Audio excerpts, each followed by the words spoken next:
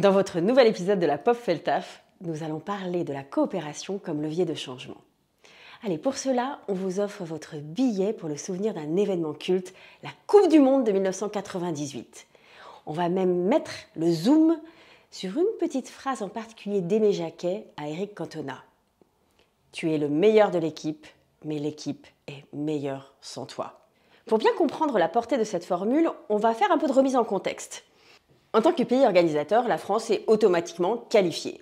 Et c'est pas une mauvaise nouvelle parce qu'en 1990 comme en 1994, les Bleus ont échoué aux sélections.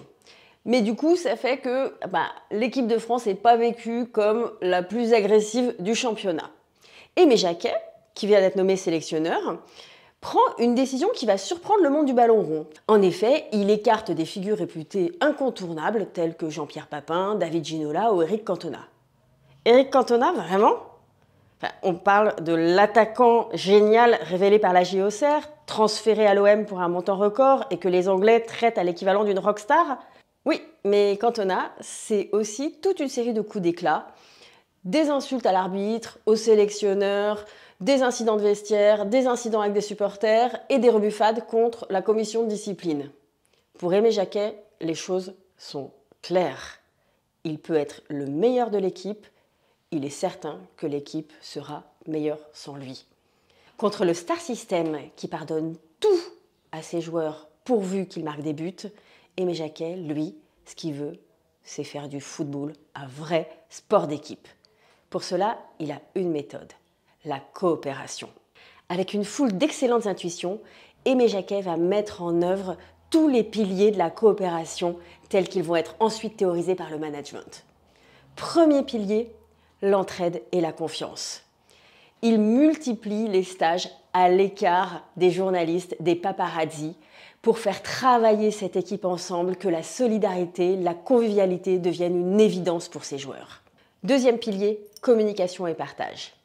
Pour Aimé Jacquet, la défense doit être précise, rigoureuse. Ça veut dire que les joueurs doivent se regarder, se comprendre, compter les uns sur les autres. Il faut qu'ils communiquent. Et en attaque, c'est la passe qui compte. Là aussi, il faut pouvoir se comprendre les yeux dans les yeux et communiquer à travers le ballon. Troisième pilier, process de travail en équipe.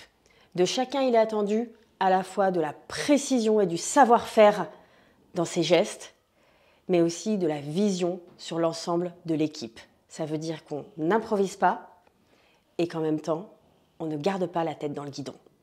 Quatrième pilier, inclusion et équité. Ça veut dire que chacun doit pouvoir exprimer sa singularité et en même temps, tous sont égaux. Alors Jacquet, effectivement, il va laisser ses joueurs exprimer leur personnalité et même pouvoir se rendre visibles et rayonner individuellement, tant que cela laisse la priorité au jouer ensemble. Et c'est ainsi qu'il va contribuer à la création d'une génération de stars humbles, tels que Zinedine Zidane, Didier Deschamps ou par exemple Karembeu. Ce sont effectivement des stars, on se souvient de leur nom, mais au moins pendant toute la Coupe du Monde de 1998, on voit bien que c'est d'abord les Bleus, l'équipe, qui est véritablement appelée à devenir championne et pas seulement des individus. Cinquième pilier, la gestion des conflits. Évidemment qu'il y a eu des tensions dans la préparation de la Coupe du Monde de 98 et très vraisemblablement pendant le championnat. Ce n'est pas un secret, on sait qu'il y avait une rivalité entre Zinedine Zidane et Didier Deschamps. Mais Aimé Jacquet va toujours veiller à ce que ces tensions se règlent dans le respect les uns des autres et de façon constructive. Tant et si bien qu'aujourd'hui, plus de 25 ans après, les deux témoignent de leur respect et de leur admiration mutuelle, indépendamment des tensions qu'ils ont pu vivre à l'époque. Sixième pilier, la prise de décision. Dans un modèle coopératif, le leader reste le leader dans sa position, mais il prend en compte les avis, les points de vue des uns et des autres. C'est ce qu'Aimé Jacquet a fait tout du long avec son équipe pendant la Coupe du Monde. Ces piliers de la coopération qu'Aimé Jacquet a mis en place avec intuition en 1998, nous pouvons les mettre aujourd'hui avec méthode dans nos organisations. Alors jouez-la comme Jacquet. Faites de la coopération la recette d'une équipe gagnante.